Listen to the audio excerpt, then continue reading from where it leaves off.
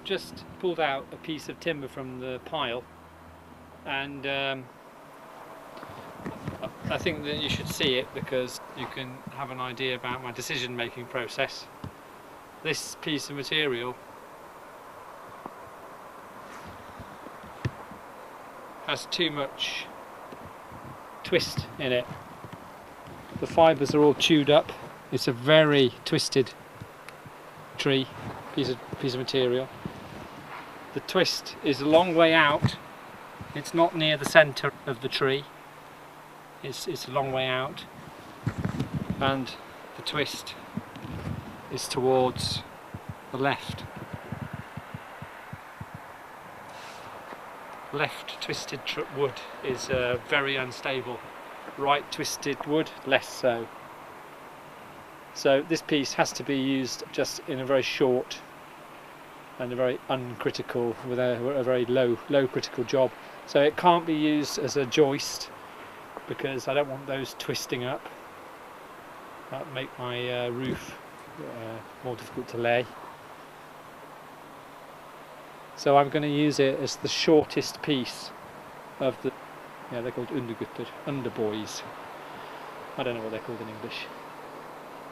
I wanted to clear up a little bit on my terms. You have to bear in mind that I've learnt to build these houses in Norway. I haven't learnt any of this stuff in England, because I have a fine art background before I moved to Norway, and I still do a bit of fine art, but this is what I spend most of my time doing. So the reason why I'm so shaky on all of the English terms for all of these parts is because I've never learnt them.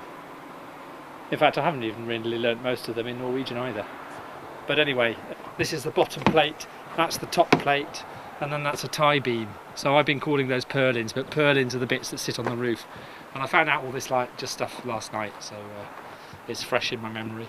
And by next week I'll probably have forgotten it again. So you can expect me to go back to using all of the wrong names for everything. And to be honest, I'm not really bothered about that, because the whole point about my YouTube channel really has got more to do with the fact that you can see someone getting on with the work. I'm not trying to teach you how to do it, but it's just more really for your entertainment. If there's something to learn from it, that's great. But when I watch other people make YouTube films, I'm not really that bothered about all the explanations, because I don't really remember it anyway. But I like to see how they do things, because that's the best kind of inspiration for having ideas to do things yourself. And something like this building, it's a traditional kind of building, but I'm using slightly untraditional means. I mean, like the thing about not using mortises and tenons can have big consequences for things like this twisted timber. You know, if I use this twisted timber and I just use screws to hold it in place, it just won't stay there. Because the mortise and tenon, one of the good beauties of it is it helps to keep the timber straight while it's drying. And I don't think screws really are as good at doing that. Because just because they don't sit, there's not as much surface area to the screw. So you're loading the weight all just on a very few fibres instead of spreading it across many. So, you know, there are fine margins with these things. Alright, sorry about all this talking. It's a wobbly camera work. I'll probably cut all of this.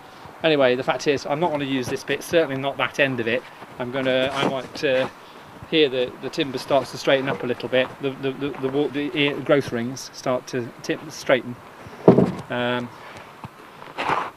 they're fairly straight there as well. So I think I can probably quite safely use this top part.